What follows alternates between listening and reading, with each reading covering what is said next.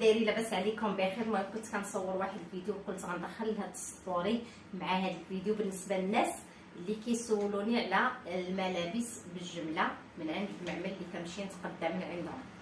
اللي بغات شي حاجه بالجمله اولا بالتقسيط تخلي لي تعليق وغادي نجاوبها ونخلي لها النمره ديال التليفون، او احسن حاجه تدخل عندي الصفحه ديال الفيسبوك نفس الاسم نفس البروفيل، غادي تلقاي جميع المعلومات وغتلقاي فين تواصلي معايا.